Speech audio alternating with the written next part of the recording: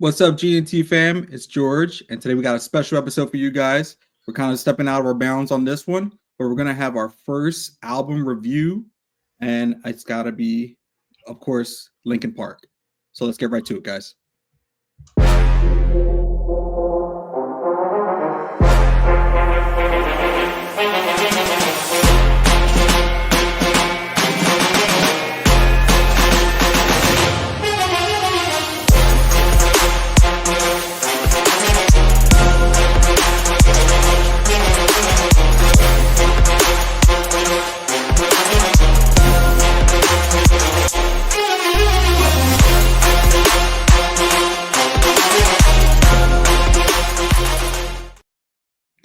What is good, everybody? Again, this is George here from GNT Family, and today we got a really cool episode. But before we get started, I do want to introduce my two other guys today. First, we got Kevy Kev. Hey, what's going on, everybody? Listen, I said it in the podcast before, me and George have something cooking up. This is a little project, see if you guys like it. But let's get right into it, boys. Let's go. And in our other corner, we got Mikey. I was 15 when Linkin Park hit. That's at the Trocadero, boys and girls. Wow, 2001. That's still crazy. Yep. So we need that picture to just blow up on Instagram and just kind of like that's going to be the 2000s meme of the year. Oh my goodness. Hell yeah. And then we got our ticket stub from February or December of 2000. That's crazy, dude. At the Trocadero Theater. You're like me with Harry Potter tickets. I still have my Harry Potter tickets. Do you really? Yeah, I really do. Yeah, I'm that weird guy. All right, so like I said, guys, we are going to be talking about Linkin Park's new album. So we're going to have a fresh review of the album and just get our overall thoughts about what we thought. Before we jump into anything, first thing I want to say, guys, is the way I'm looking at it is that this is a Linkin Park 2.0. So as much as I don't want to kind of keep that burden of having Chester, I mean, obviously we're gonna base everything on like what we thought with Chester back in the day and stuff like this, but this is a whole new perspective of Linkin Park. So I want to go in with kind of an open mind on this project, not to be biased or anything like that, but just keep an open mind when we're going into this. You guys cool with that? Definitely. Cool. Sure. All right. So first things. Oh, Kev's got something to say about that one. I can tell. It's just tough because it's we're talking more about it, but Linkin Park is like one of my favorite bands of all time. It's just I have mixed feelings about this whole thing. But listen, I do too. So before we even get started on our top songs of the project, I want to get you guys' thoughts of how you got into Linkin Park. So Kevin, you want to go ahead and take a start? Sure. Oh God. When I first discovered them, I think it was when Hybrid Theory came out. I was a little older. I think I was. I don't even want to say because I don't want to make Mike feel old. You were too. I was young enough. Young enough. Wow. I was young enough. But yeah, I mean, Hybrid Theory was the first time I was introduced to.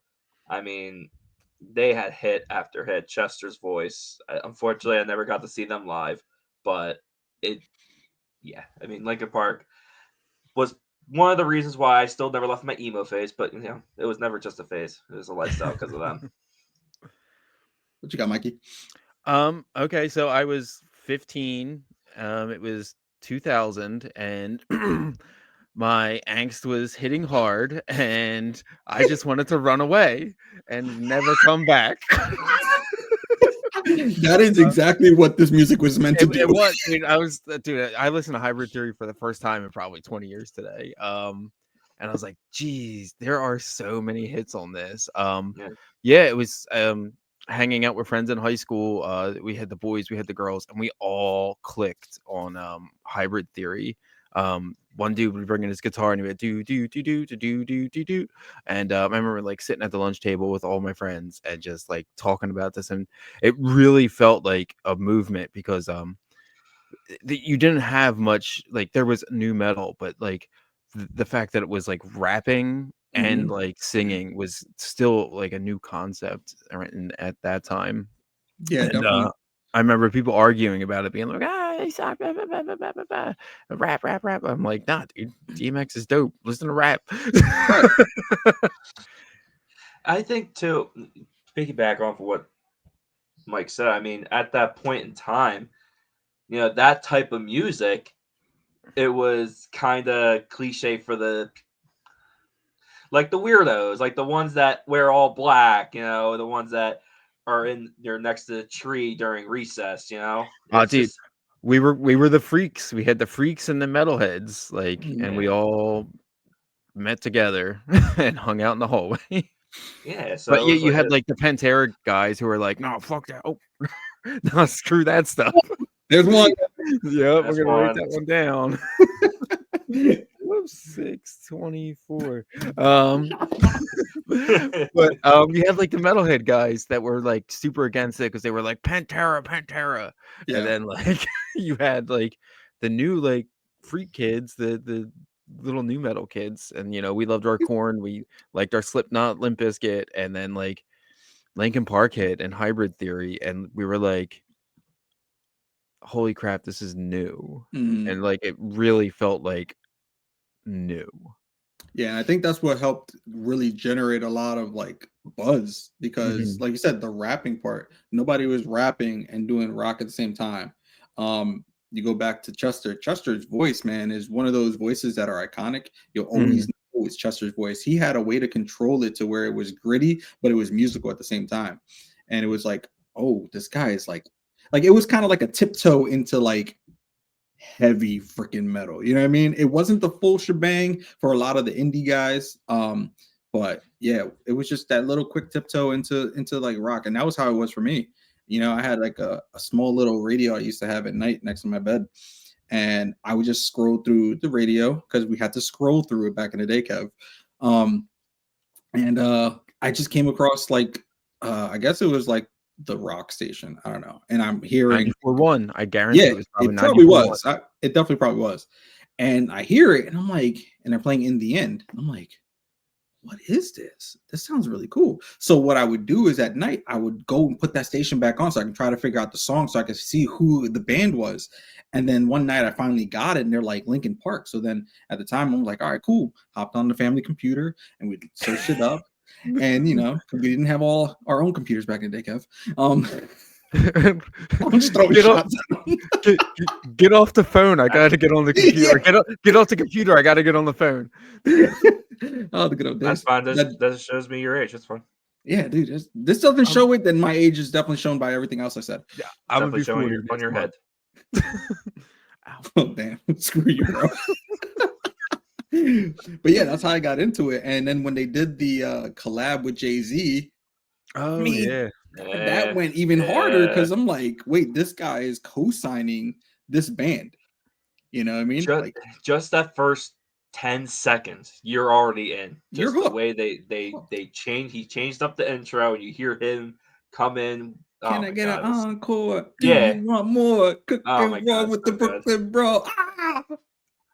Yeah, no, and I think that's what really kind of took them to a whole nother level. And funny story, I was actually on Instagram recently and there was a video of when Jay-Z was in the studio making that song with them, and I was watching it and it was crazy to see how involved Jay was into it, because a lot of people were thinking that Jay was not fully involved with that project. He was kind of like just sending verses or whatever, but no, Jay-Z was in the like right behind Mike Shinoda's like face and saying, yo, put a delay here. Oh, that sounds dope. Oh, this is cool. You know what I mean? Like, so he was really involved with the project. So meaning he really looked into these guys as like the future of what rock could be. So that was a really, really cool touch.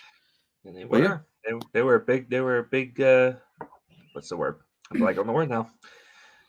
They were idols to early 2000s, the 2010 like teens, and kind of like me. I would say I listened to them when I was like maybe 11 or 10. No, and I was in middle school, so it was like they got me through a lot of different things. Like they were just a part of my childhood, and a lot of other people. That's why they connect with them so deep. And then when they got that co-sign for Transformers, Oh my And goodness. Mike Shinoda said half of the band did not like the idea. you know what's crazy? Fans didn't like the idea because at first I didn't like the idea. So after listening to Hybrid Theory and what was it, Meteora and stuff like that, then they changed their whole sound into a more like commercial phase, and it was cool. Don't get me wrong; I think it fit well with the movie, but it definitely went more commercial. It didn't feel like it was them. It felt like they were kind of selling them out or selling out themselves. So at one point, I was like, "Ah, this is cool," but it's not what I was used to. But the cosign was crazy because then that helped propel them even further. I think didn't they do all the Transformers movies with Michael Bay? Yes. So they just got co-signed from Michael Bay to do the intro song or the outro song to almost every Transformer movie. I think they just did the first three. I don't think they did with the ones with no, Wahlberg. It was all the ones with Shia LaBeouf. I have it written here in my notes. The true test is if this song will work with the Transformers movie. Is that how you're basing these new songs? Hey man, like I came in like hard with Hybrid Theory, and then Meteora came out, and that's kind of where like I fell off hard just because I was, I don't know, moving on to like heavier and different music and like fell off hard, but I still think like Meteora beard. No, look, man, I didn't start growing a beard till like 6 years ago. My kid will not let me shave it. Okay, she gets very scared when I have the razor. You can't shave it. You're done. You're done, bro. Dude, nope. It's over. I'm like, I have the same voice. No, it's hard. No, it gets lighter when you shave. I remember when that hit. I remember like it being all over MTV when like TRL was a thing. Do either of you guys remember TRL? Yeah, that's what's funny. Me and my friend were talking about MTV or some type of music, and I was like, there was something on MTV. I can't remember the name, but a lot of artists and bands at that point in time said being on TRL was more like bigger than having a number one song. Exactly. Yeah, because that was the big thing back in the day. Yeah. So I'm just looking over their albums now. So yeah, they had Hybrid Theory, Meteora, Minutes to Midnight, 1,000 Suns, which I think is where I stopped falling off them. Because then they had Living Things, Recharge, Hunting Party. That one was okay. That was more of like I don't know. It felt very ethereal, spacey to me. I don't know. It wasn't the same. Mike Schnow brought up a while ago. They were saying when they were making music, they were like 3 or 4 years. They spent like 3 or 4 years making an album, and they were trying to go with stuff that was the sounds of that era, like that at that time. So that's why they kind of went like not poppy, but like maybe poppy, but kind of like the soft rock, because they wanted to be more involved in radio and other people, because a lot of people love pop and they love the sound of rap and what they have now. They try to be more relevant during the time. But you know what really kind of set me apart from like other bands with these guys is not just the rapping, but the way that they used electronic elements in their songs. Mr. Because Han, it added, dude. It's kind of like industrial rock is how I kind of look at it. Because there's some stuff in there that sounds like trash cans are banging in the background and some stuff, you know what I mean, or like just static noises kind of just like fluttering out. But these guys were kind of like setting the bar for what you could and couldn't do for a lot of these bands back in the day, and they kind of set the tone. They definitely set the tone. You bring up the industrial stuff, but you look at a track like Cure for the Itch, which I heard for the first time in many years today, which is like Mr. Han's like first instrumental track, and he starts like dropping like the symphonic beats, and he starts like really ripping it up with the scratching, and it was so different, and again ahead of its time, and I don't think they've kind of gone back to that, at least from what I've heard.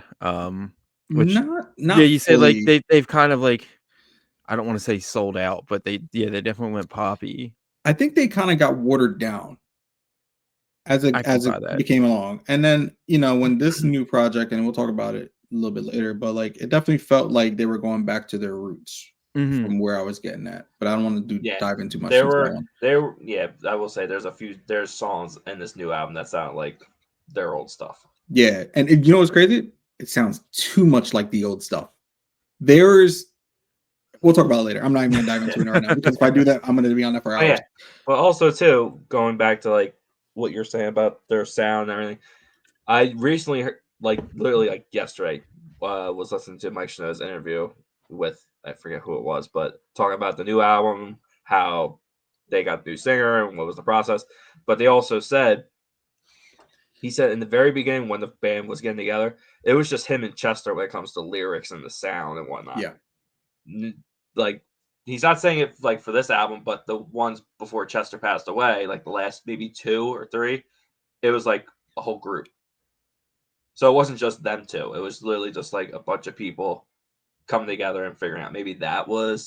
Maybe some people, higher above started like, hey, you gotta sound like, this generation, you gotta stay relevant. You gotta sound like these guys now. It's the new thing. And make music. I'm sure that's what that was, man. I'm sure that was because usually in the music business, man, there's always like a little whisper of like what this old white guy is probably saying, like, this is what the kids want, and in some cases, yeah, in some cases, no. But it's like hard because we went from one sound and then it completely shifted, and again, it sounded like it was watered down, So yeah, it's a shame, but there was some good stuff still. It just wasn't all hits. It was kind of like more misses than hits, whereas the original was like more hits than misses. You know what I mean? That ratio was different. Just listening to like Hybrid Theory and Meteora today, holy smokes, like completely forgot about like Somewhere Else to Be, forgot about like Paper Cuts. Paper Cuts was fire. Like that album is kind of like where I dropped off with them. I think I downloaded most of it on Napster. I don't even think I ever bought it. That's like LimeWire and that. Like, legal downloads. I remember that. Wait, LimeWire is still a thing? This was 2001 or 2. Oh, no, I'm talking about, you said LimeWire now, and I'm like, now? Like, it's still around?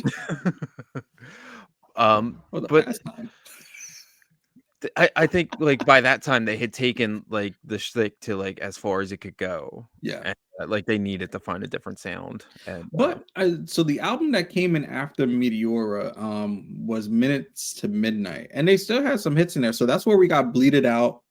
We got Leave Out All the Rest, the What I've Done track. I think that was the one for the Transformers movie, and that was 2007. That everyone still memes about. Yeah. Yep. That song is classic though. But you know what really set the whole bar for me was, and this was something that I thought was kind of funny, right? So this year we wound up getting a Dragon Ball Z game, right? The same year that we got a release from Linkin Park. Those two used to get released simultaneously back in the day because there was Dragon Ball Z and it was like Budokai 1, 2, and 3, right? And it almost correlates pretty well to the years that they dropped projects. I was gonna say we got a Linkin Park reunion before we got GTA 6, but go ahead. I mean, well, that too. But it was crazy because it's really funny. On YouTube back in the day, they used to have these Dragon Ball Z scenes, but instead of playing the Dragon Ball Z music, it would play Linkin Park in the background. I remember the anime music videos and stuff like that. Videos, yep. The AMV. And the minute that this new Dragon Ball game came out and Linkin Park dropped, they started meshing those together. I'm like, my childhood is back. But George, do you remember the mashup I showed you with Evanescence and Linkin Park? Yes, bro. Oh my god, that was crazy. You were at work. You're listening to it. You were on the OP. You were on the order picker. You had my phone, your one ear, and you had your Zebra. Once the chorus hit, you dropped your Zebra. Because I was listening. Because overnight I was working, and I had to figure out how to go make the time go a little bit faster. So I found mashups and stuff on YouTube. Mike, I don't know if you ever heard of it, but I'll send it to you. It's really good. I appreciate it. Yeah, they pitched up Amy Lee's voice too a little bit, which was kind of dope. It was really cool. That's when we used to come out with another album. Give me back Evanescence, bro. I was never crazy about them. What? They released a new album, but I'll listen to it. Nah, dude. I haven't seen a new album from Evanescence in like 10 years. Maybe their for last- Daredevil Born her- Again, we'll get a song. That'd be fun. Their last album was 2021. 2021, really? Was it a remaster album or was it like a new one? No, it was a new. They remastered. They remastered their Fallen album last year. Right. I remember seeing that. I didn't listen to it because I was like, I already heard all these songs. But she needs to come back because Amy Lee had a crazy voice. Yeah, her Crazy voice. voice. Powerful. You want to talk Plus, about? I had a giant crush on her when I was younger. I sure did. She still looks good. She's gorgeous. Yeah. I can't say it so loud. My wife might hear me. So before we move on, I just want to say, truly, if I ever felt like there was a musical movement that I was a part of growing up, it was Linkin Park coming into the scene where it really felt like everybody was like, "Oh my God, you need to listen to this." Yeah, you were at that age where you can go to concerts. I was still like 10 years old. I was a baby. Shut up, Kev.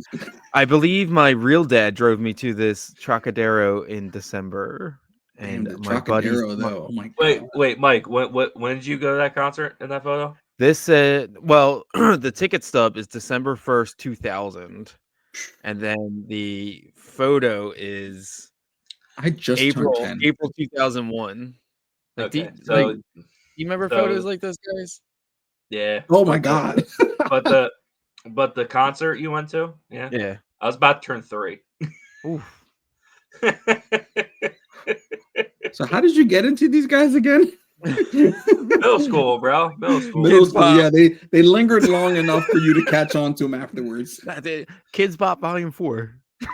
Oh God, never. I was lucky enough to not listen to anything Kids Bop.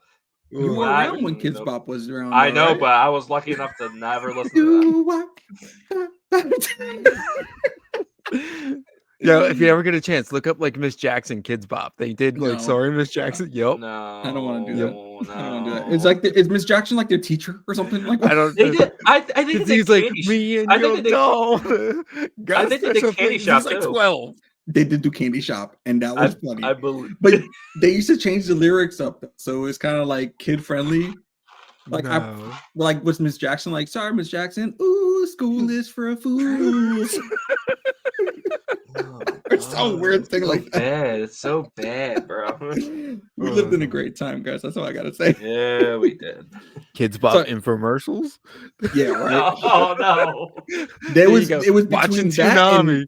It was that and now volume 53 and 54 and 55. Like it was just why? My sister collected them. I don't know why. She should have them.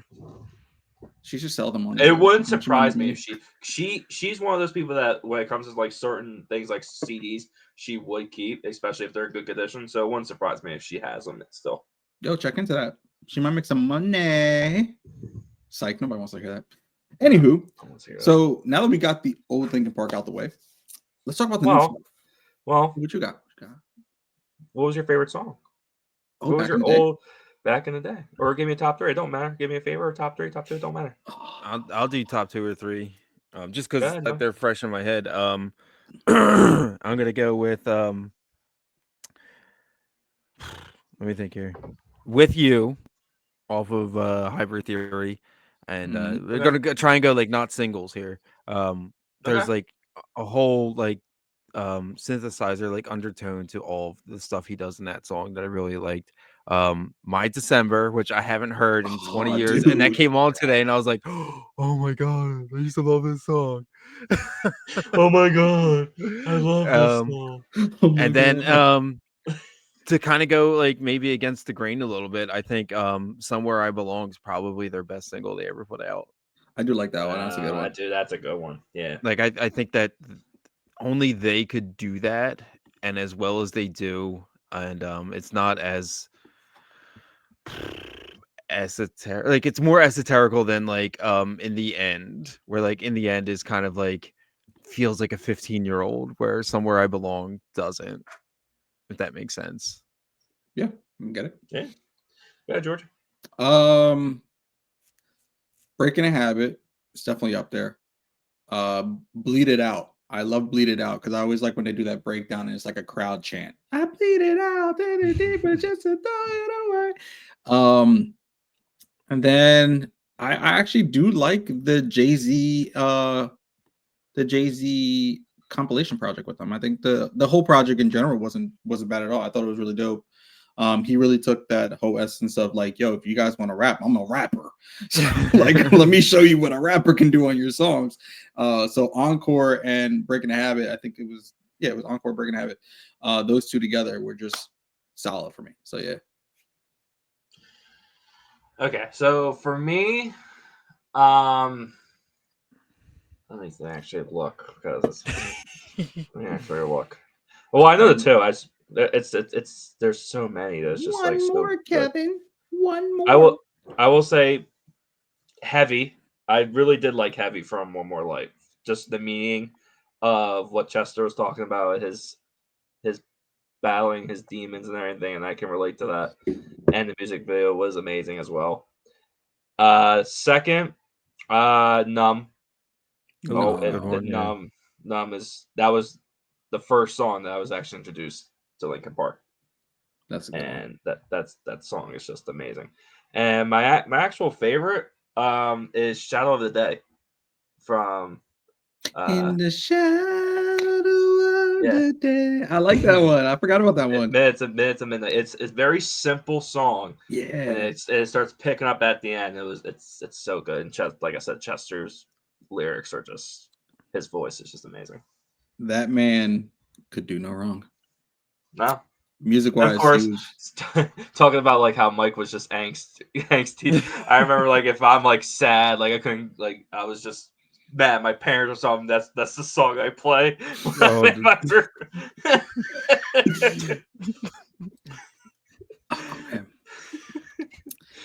All right. Go away, Mom.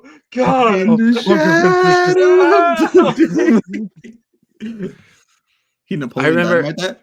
I remember just before I forget, I remember being in high school and we had this teacher. His name was I think Mr. Schramm, and he was like an old like metalhead guy. He was probably in his early 30s, and he was like, "What is this Linkin Park crap? What are they circling a toilet at the beginning of Crawling, where it's like it does like the sound like shh."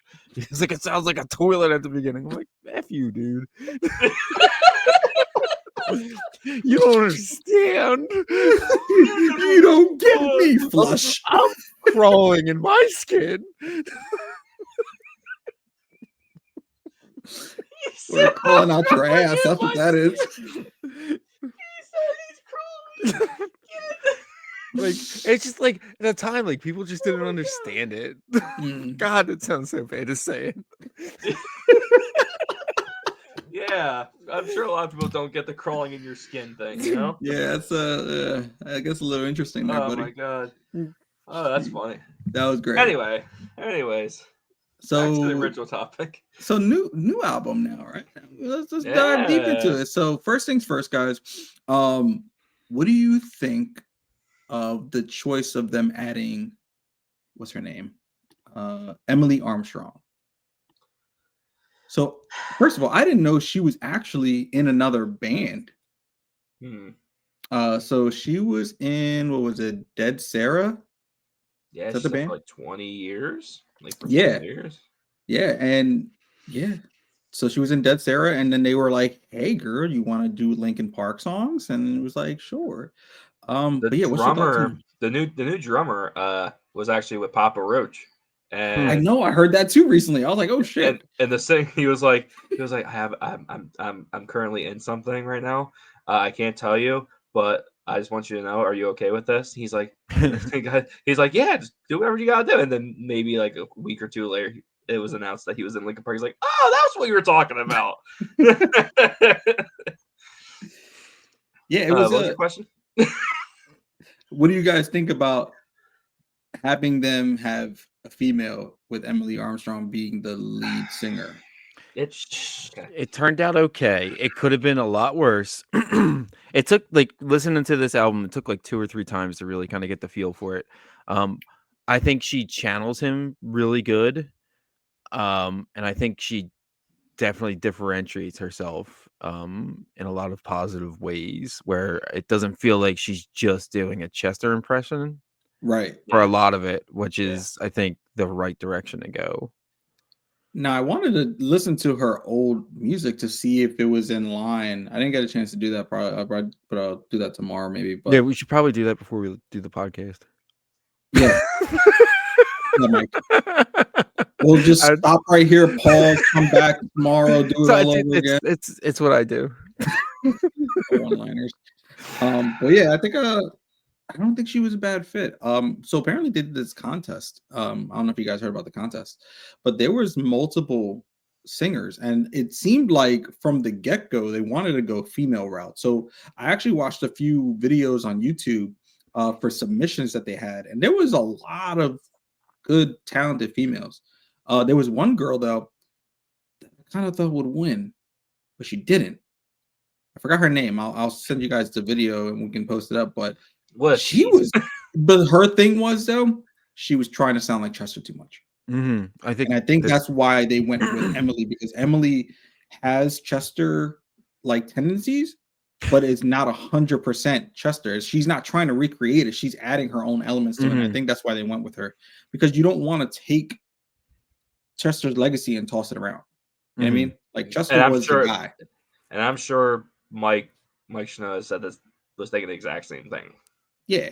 Like, dude, they were best friends for what, 20 something years. You know what I mean? He knew Chester better than anybody. And for him to make that decision and be like, hey, we don't have to have a Chester like singer to be Linkin Park. So we added somebody who is similar, but not 100%.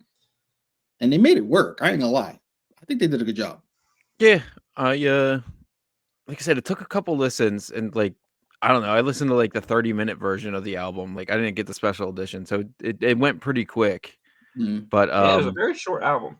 I was surprised. I was like listening, and I didn't have my like Amazon Music on like repeat, so it was like it got to the last song, and then like Clint Eastwood by the Gorillaz started playing. I'm like, is it over? Like, this is the same group? I think it's over. Yeah, it was definitely. Yeah, I think it was 11 songs, something like that. Yeah, 11. Without the and intro. plus without the intro, and then yeah, which was weird for me. Listening back to the intro, it was that's like, just what everyone's doing now. It's yeah, it was weird. I don't know. I think it's did it cut out before like it was finished for you guys? Okay. Yeah, I thought it was just your I was like yeah, she just like, it's like, and it cuts right into the song. I'm like, okay, this was weird. But then the song after that, it was Emptiness one? Machine. Emptiness Machine. Now that one was one of the singles. With. Yes, that was the first song they released coming back. Yeah. Now I will say this.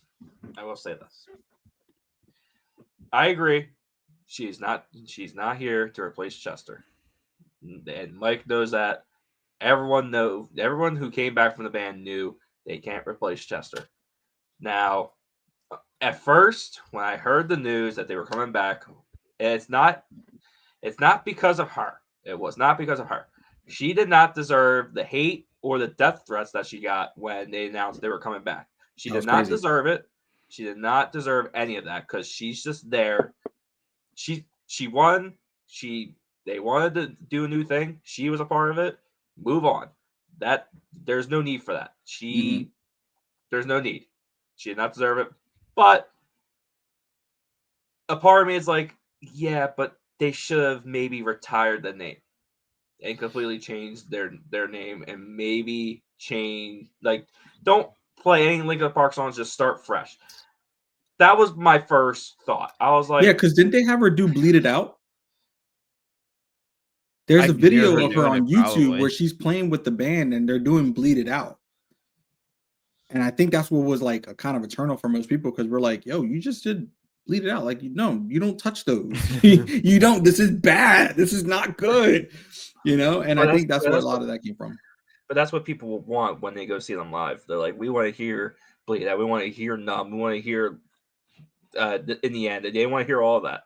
Yeah. And listen, we got to look at it like this. She's not there to take over a position. She's there to almost pay homage to him. if they're doing the old songs. That's how I look at it. You know, because if she was in there trying to like overstep bounds and stuff like that, we would have seen it already. But she hasn't given that vibe yet.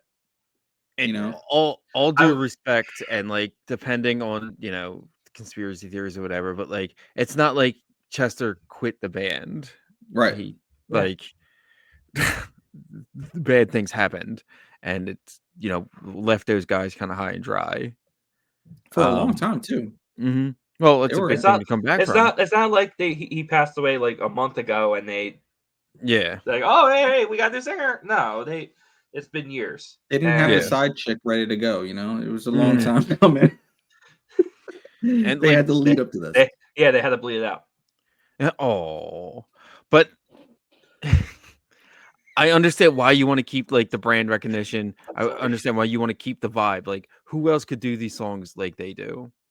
And this is why I said in the beginning of the episode, I want to think of them as Linkin Park like 2.0. Exactly. You know what I mean? They are not the original Linkin Park. Yes, Mike is still in the band. The sound is pretty similar to the original work, but it's not Linkin Park OG. This is Linkin Park. In my head, the way I decided to look at it was Linkin Park 2.0. And I felt like that helped me kind of just get past the whole part of like, no, she's not coming in here to overtake Chester's spot. She's helping this new band who Mike is also a part of make music. And that's how it looks exactly. And it worked. It definitely got me in that right headspace. Yeah. To me, it's like once they released their single, I liked it. I enjoyed it. It kind of sounded like Linkin Park, just with a new singer.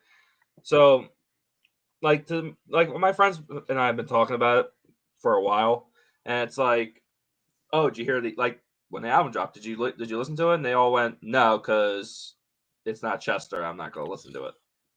And I'm like, okay, I get it, but also it's like, I don't know.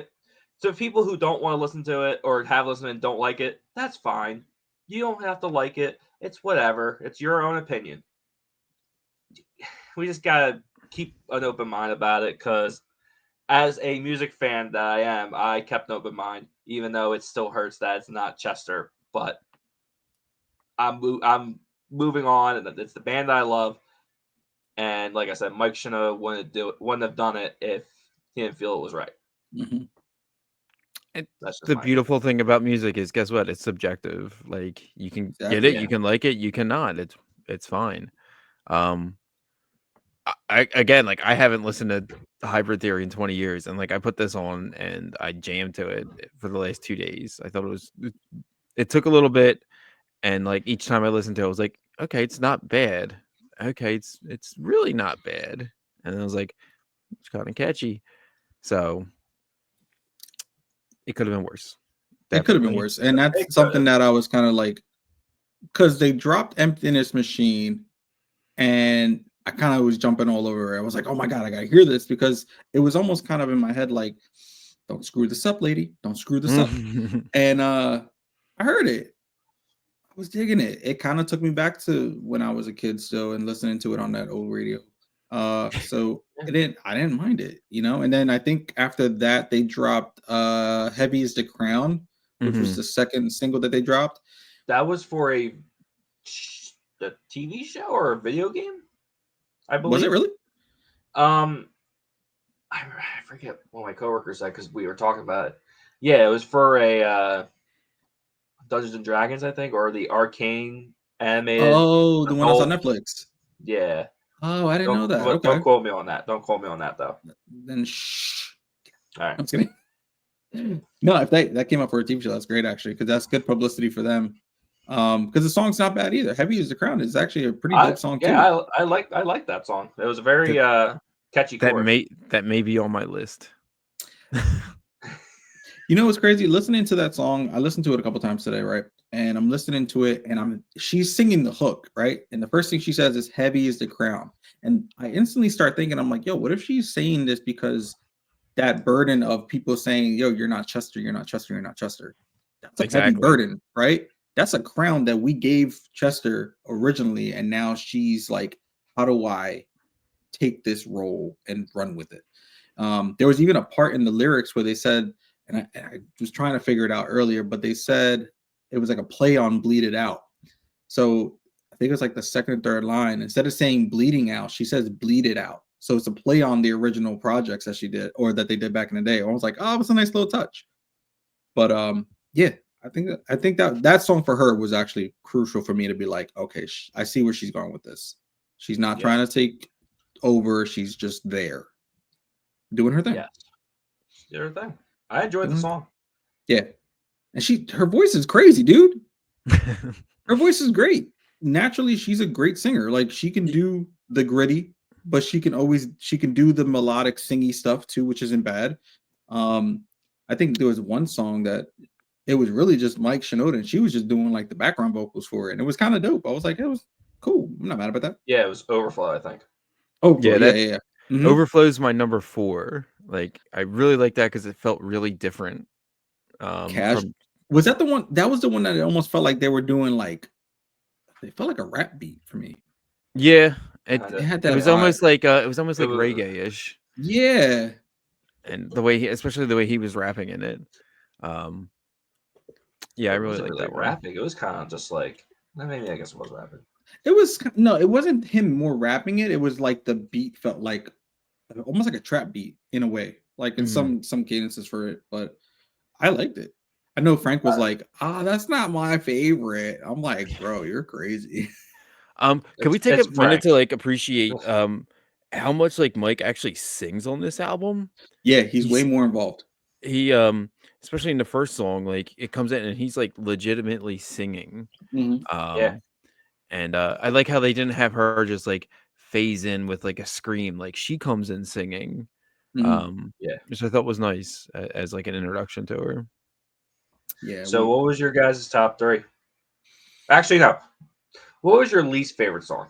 We're gonna go that way first. Two-Face. I actually kind of like Two-Face a little bit. I like Two-Face. I like Two-Face. It definitely sounded like one step closer. Yeah. So like it just felt forced. It felt like they were trying to like channel like a 16-year-old and like they're not. Screw you. Sorry, Kev. Why are you saying screw you? You're not 16. I'm 16 for like 8 years. Imagination I could. And then like I don't know, I just felt like the hook and like the chorus was kind of annoying. It's just I'm not skipping it, but like it was definitely the song I liked the least.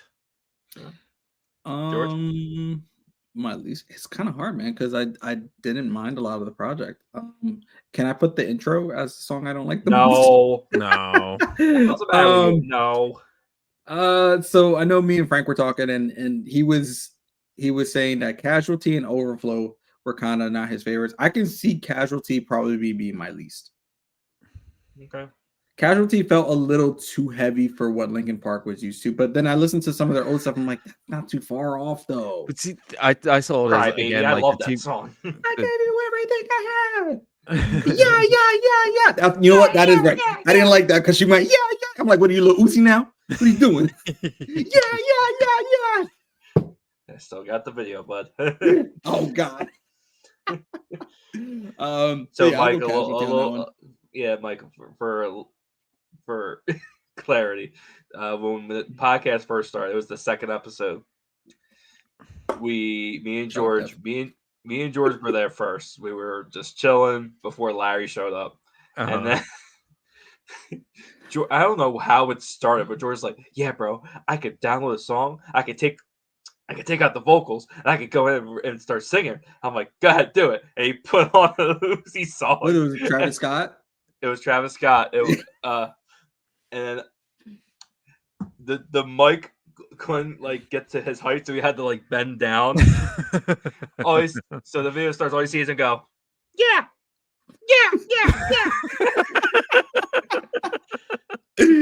Yeah, I was feeling myself though for sure because I thought I was just stuff, dude. Yeah, he started going. He's like, let go, let go. See, and Larry all I see is, and Larry comes up behind me. He taps me on my shoulder. All I see is him like this, and he goes in the room. And he goes, yeah. That's that studio magic, dude. Like it's nothing like it. It's so funny because like I had my eyes closed the entire time, really thinking I was doing something, and then Larry's deep voice comes up, yeah, and I'm like, oh, damn. Jeez. I need to good see that times. video again. I gotcha. Anyways, my least favorite, it was actually Cut the Bridge. I thought that one was Okay. very dull for me. Like it didn't like catch me like the others did. It was kind of Especially like coming after Emptiness Machine.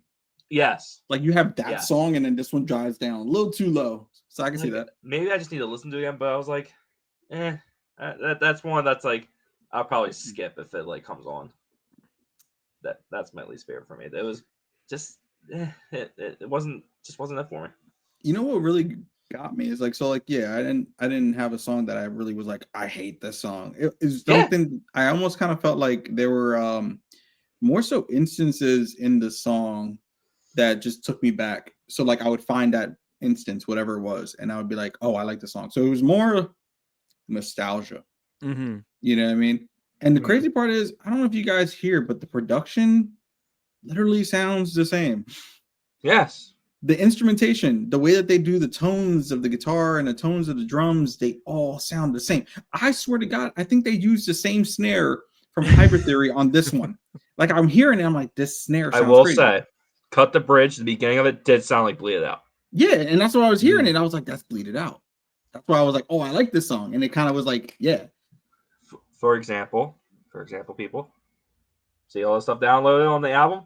Cut the Bridge is the only one that's not downloaded because that was the one I did not like. You're a There terrible you go. person.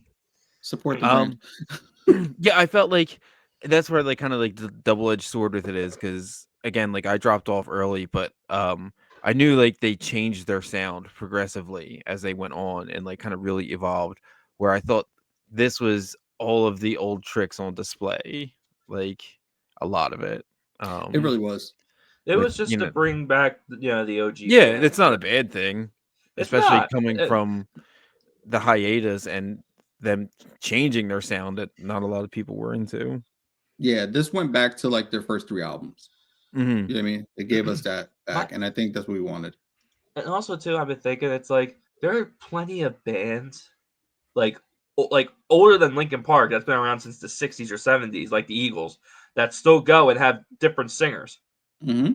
Yeah. Like it's like I get it. There's 2 different bands, but see, you gotta think, Linkin Park's not as old as the Eagles. Those guys aren't. You know what I mean? Like they're still young. I get it. That's why I said I get it, but it's like, oh shoot, if I saw them in 2000 and you figure they were probably 20, maybe Yeah. they've got to be pushing 50 now. No, really. Damn. Think about it. If they were 20, 25 when that dropped. Well, dude, shout out to Mike because he still got the same voice, bro. Yep. He still got it. His energy's still there. That's Mike what really Shinoda- stood out to me. Like I said, like Mike was Shinoda is 47. there you go. Damn.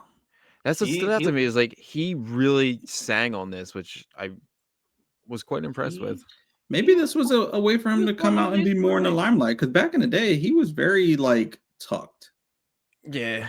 And like, I mean, I don't know if Fort Minor ever did anything particularly his side project, but I didn't even know he had a side project. Oh my god, another band, 3 Days Grace.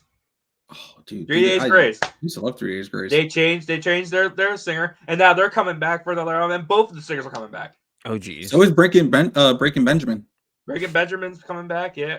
I just saw that the other day too. I was like, so we getting like a rock revival? I hope so. I mean, listen, I'm all for it. Did you listen to their new song, Awaken? No, I haven't got a chance. Listen. Yeah. Kev, you always come in the clutch, bro. All right. Speaking of good songs, gentlemen, number three for me is Heavy is the Crown. Okay. Because it feels like an old school somewhere between Hybrid Theory and Meteora to me. It just really feels like she really channels Chester. She changes it up enough. I could hear him singing it. Like it really felt like an old school song for them.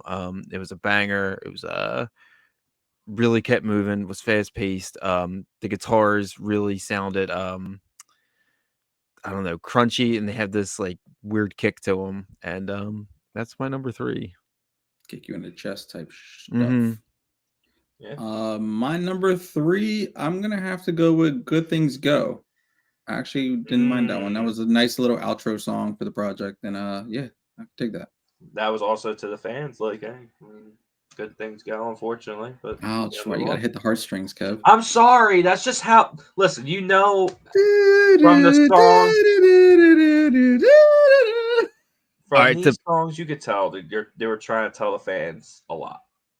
To piggyback off George, Good Things Go is my number 2. But I like how it builds up and eventually gets to where Mike has that really cool rap thing, and like it slowly arcs its way up to where it's a nice finish to the album, if not abrupt. Yeah. I didn't mind it. I thought it was cool. Yeah.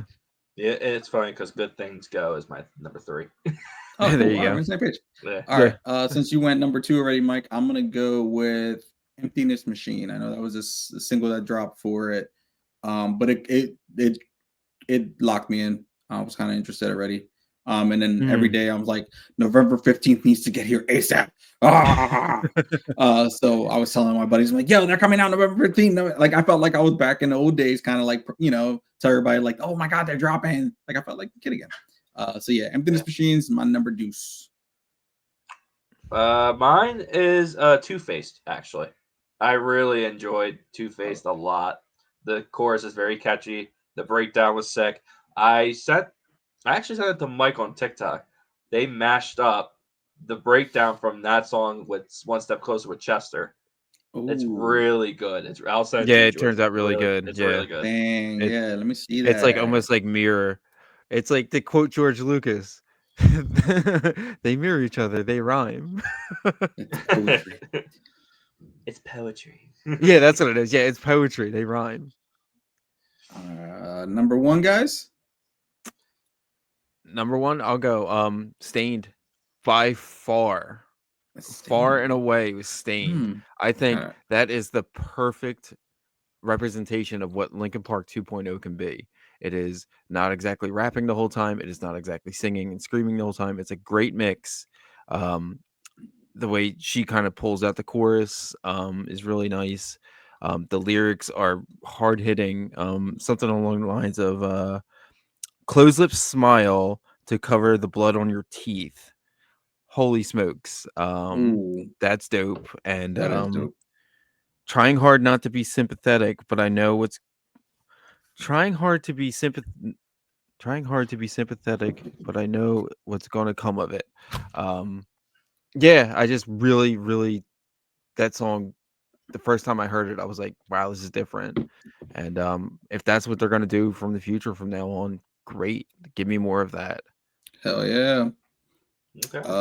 Number 1 I gotta go with Heavy as the Crown, man. I think that theory that I was talking about earlier about her and being on that hook was kind of like it was meant for her to sing that hook because she's going through a phase right now where she's having to fill somebody else's shoes, and it's a lot of weight, man. It's a lot of pressure.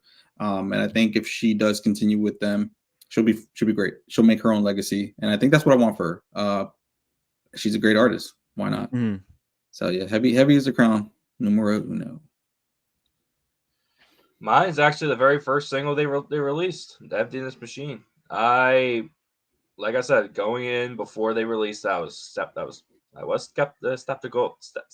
Skeptical. I was concerned. Of what they were doing. I'm tired. Leave me alone. Yeah, I was very concerned of what they were gonna do and with the backlash and everything. And they said, "Hey, F you, we're here," and that's what they did with that song. I love it. The chorus was great. The way she came in and sang, like you said, not hit you in the face at first, just start singing, and then she hits you with the scream. And it gets me pumped up every time. That's my number 1. Gut punch. Gut punch. That's exactly what that was. Yeah. Word. All right, cool guys. Well, I feel like we're not far off. No. No. I think it's definitely in the right direction. I definitely want to see what she's more capable of. We got a little taste of it now. And then Mike, I think on his production stuff, man, I feel like he's stepped his game up. It sounds the same, but his mixing stuff sounds great. It's clean, it's loud, it's kicking you in the chest. So I love it. I'm for it. I'm interested to see what she can do, like writing lyrics. Can she hit things that are as deep and Well, almost every man that like Chester would do? Like everyone understands his lyrics every single time and like how they affect you. Yeah. well, Let's see she, if she, she go yeah. ahead, man. Go ahead. No, Go ahead. good. No, go for it. No, she was saying that she was very in the writing process for her lyrics, and Mike said like when it comes to her tone and how she should sing it, she was always there to be like, hey, I think I should sing it like this. Like she was very She's much hands on. in the process. Yes. She's Good. not a rookie. She's been No, No, around. she's not. You know what I mean? So she understands what she wants, and it's She Mike's gets way it. of blending her sound with Linkin Park sound. It works. Like I said, Mike's doing a great job with engineering. He's doing all of it from scratch. So Yeah, I think it's there was a lot of like them bouncing off of each other, and with her like softer voice as a female, I think it really added something to it. Mhm. There's that song. Oh god, what was it? The one we were just talking about with like the trap beat thing, like where she's like, Overflow. yeah, where like they're really bouncing off of each other and Mhm. both singing. I think it's a really good dynamic they have. Yeah. Yeah. Sometimes it's nice just having a little female Mhm. voice in there. It just kind of feels like makes it feel lighter. You know what I Mhm. mean? So it works out. They did a good job. I think they're gonna mesh well, and I'm excited to see what they got coming up. Hopefully, I can see them in concert next year. That'd be great. Where are they playing? Wells Fargo. Oh wow. Yeah, in August. So Mike Jenga, I don't know. We'll We'll, see. Bring we'll back make the part haircut. 2 of this video. you gotta at bring the back the concert. haircut. Oh, dude, get my spikes going. He's gonna look like Jack Sparrow from the top and the bottom. No, he'll You're definitely like, yo, look you like get that, man. HBO with those antennas? Whew, I hope. All right, guys, you got anything else to go and add in before we close out? No, this was a lot of fun. We should definitely do some deviations like this more often. Word, I The agree. GNT satellite error. The GNT satellite. It's Mike from Ants. With that haircut back then, Wow. and that was around the time it came out too, wasn't it? Yo, was that blue too, or was his hair blue? I can't remember now. His hair is blue. His hair was blue. I thought you had the blue too. I was about to say. Yeah, it was at the point where his was blue and I think Chester was red, right? Yeah. Oh, they had that. Yeah, was it They had fire and that. ice? As I was saying, like, all right, for like the Like people in the Step Brothers. audience, Knox gelatin, clear, unflavored gelatin. You put it in a spray bottle, you mix it up, and you spray it on there, and it'll stay for days. You guys heard it from Mike here. If you My want that sister look. was like a punk rock girl, and like they would have like mohawks and stuff, and that's the tips and tricks from back in the day before the internet. Are they still around, Mike? Because we might need a sponsorship with these guys. Well, Knox gelatin, heck yeah. Just get your hair. I don't have much, so I can't try. I don't know if my hair will grow that long. You have none. You have nothing left.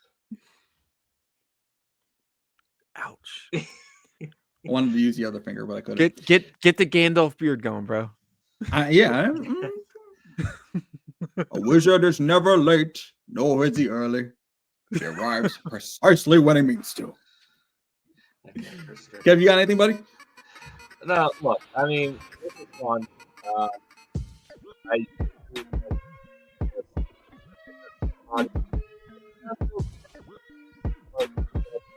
This was a ton of fun.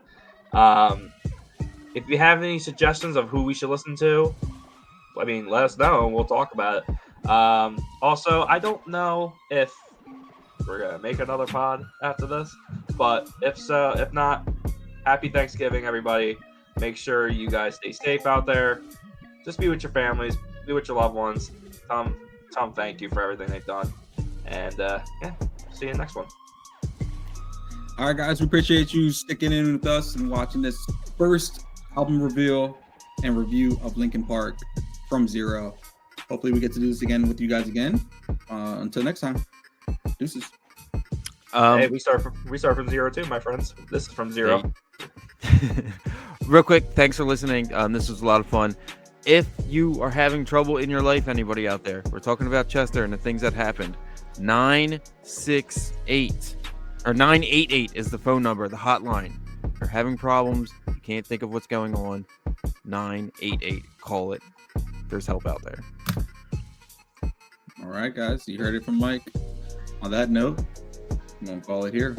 Deuces, y'all. Rock on.